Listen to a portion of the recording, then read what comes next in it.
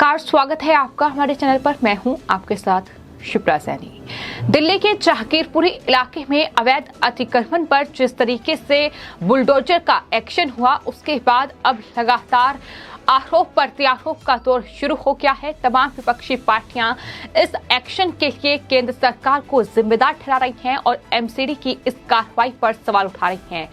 फिलहाल आपको बता दें, दिल्ली का जहांगीरपुरी इलाका जो है वो कहीं न कहीं राजनीतिक अखाड़ा बन चुका है। जिस तरीके से तमाम विपक्षी पार्टियों के लगातार बयान सामने आ रहे हैं और उस पर बीजेपी लगातार पलटवार कर रही है। बड़ी खबर ये सामने आ रही है कि दरअसल पश्चिम बंगाल की मुख्यमंत्री ममता बनर्जी को भी अब जो दिल्ली में एक्शन हुआ है उससे परेशानी हुई है। जी हाँ, बता दें कि बड़ी खबर ये सामने आ रही है कि टीएमसी यानी तृणमूल कांग्रेस 22 अप्रैल को एक फाइटिंग टीम जहांगीरपुरी भेज सकती है। इस टीम में सांसद काकुली घोष, दस्तीदार सहित दूसरे जो नेता हैं टीएमसी के वो शामिल होंगे।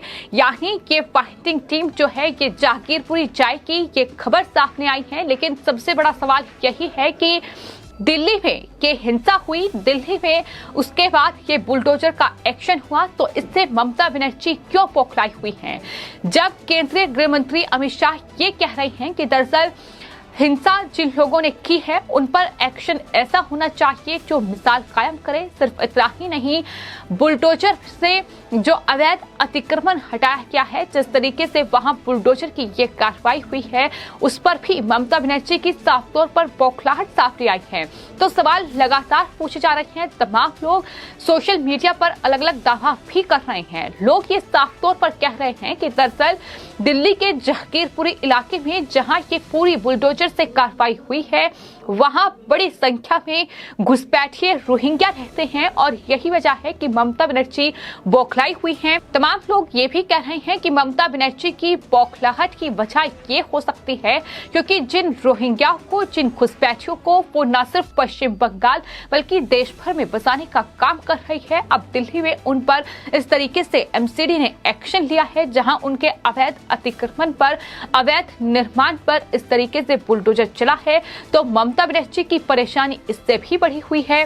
तो फिलहाल सवाल ये है कि पश्चिम बंगाल यानी देश का वो राज्य है जो हिंसा की आग में झुलसता रहा है, चाहे फिर वो बीरभूम की हिंसा हो या फिर इससे पहले नंदीग्राम से लेकर पश्चिम बंगाल के तमाम इलाकों में जिस तरीके से चुनाव नतीजों के बाद हिंसा हुई, उस पर ममता बनर्जी घिरती नजर आई और सवाल उनसे पूछे गए कि आखिर वो लोगों को इंसाफ क्यों नहीं दिला पा रही हैं, आखिर जो दंगई हैं, जो हिंसा करने वाले लोग हैं, उन पर ममता बनर्जी एक्शन क्यों नहीं ले रही है, ये सवाल भी उनसे पूछा गया।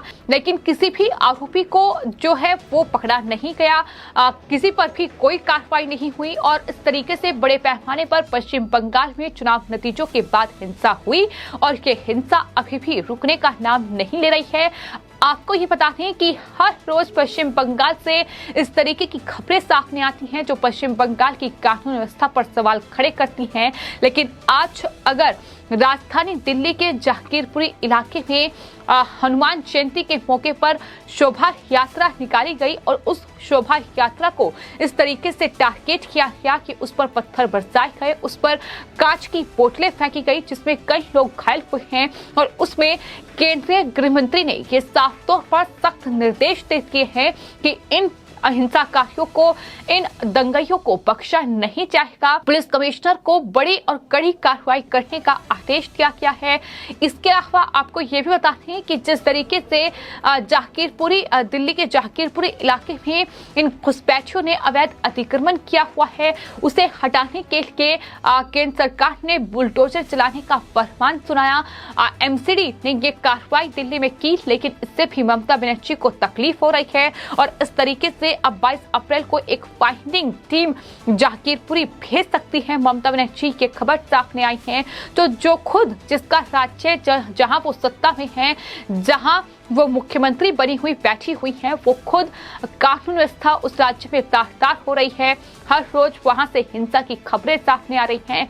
उस राज्य का दूसरे राज्य में दखल देना, देश की राजधानी दिल्ली में दखल देना, आखिर क्या दिखाता है कि साफ तौर पर देखने को मिल रहा है कि सिर्फ और सिर्फ राजनीति है। जिस तरीके से हमने आपको बताया कि जहांगीरपुरी अब राजनीतिक अखाड़ा बन चुका है, क्योंकि न सिर्फ ये खबर सामने आई है कि दरअसल तृणमूल कांग्रेस 22 अप्रैल को एक फाइंडिंग टीम जो है वो जहांगीरपुरी भेज सकती है, बल्कि इस टीम में सांसद काकोली घोष, दस्तीदार समेत कई नेता शामिल होंगे।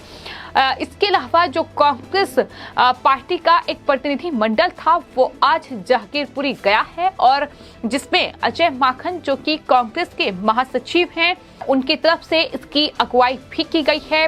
और आपको ये बता दें कि अजय माकन ने ये कहा है कि हम पीड़ितों से मिलने के लिए जहांगीरपुरी आए हैं, पुलिस सहयोग कर रही है, हम यहाँ लोगों को ये बताने आए हैं कि इसे धर्म के चश्मे से नहीं देखा जाना चाहिए। इतना ही नहीं, उनकी तरफ से ये भी बयान किया गया है कि दरअसल कांग्रेस का प्रतिनिधि मंडल उनकी अगुवाई में जहांगीरपुरी में दरअसल उन परिवारों से मिलने के लिए पहुंचा है जिनके घर पर बुलडोजर चले हैं, और प्रतिनिधि मंडल के एक सदस्य इमरान प्रतापगढ़ी ने ये कहा है कि हम प्रभावित परिवारों से मिलेंगे, बाद में हम सोनिया गांधी को एक रिपोर्ट सौंपेंगे।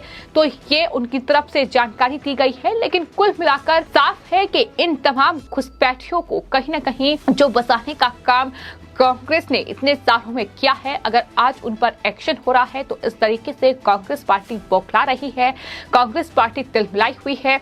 असुद्दीन ओवैसी से लेकर जो अखिलेश यादव से लेकर तमाम नेता हैं, फिर चाहे वो अरविंद केजरीवाल दिल्ली के मुख्यमंत्री हों, उनकी बौखलाहट साफ तौर पर देखने को मिल रही है।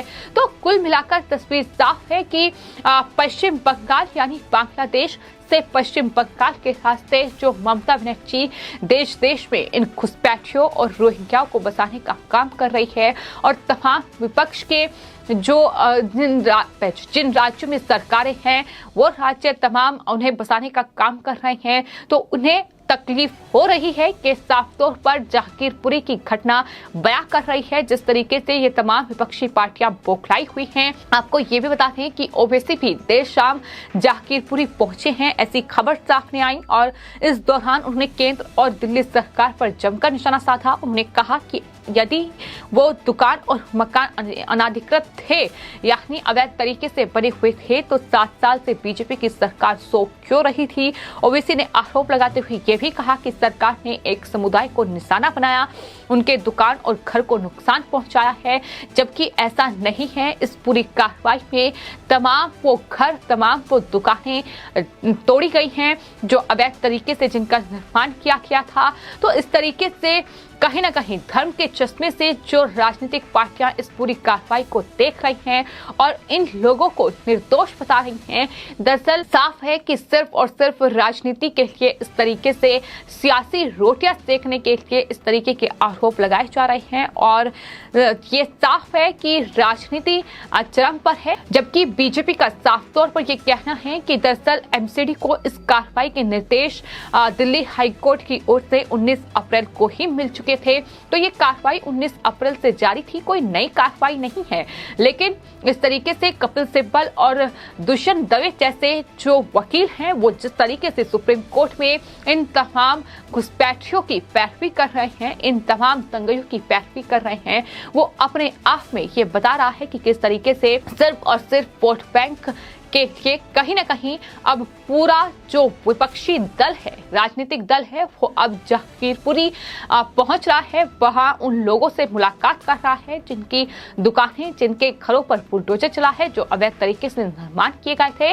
हालांकि ये भी साफ तौर पर सॉलिसिटर जनरल तुषार मेहता की ओर से कहा गया है कि जो हिंसा हुई, जो शोभा यात्रा के दौरान हिंसा हुई, उसका और इस कार्रवाई का आपस में कोई मेल नहीं है।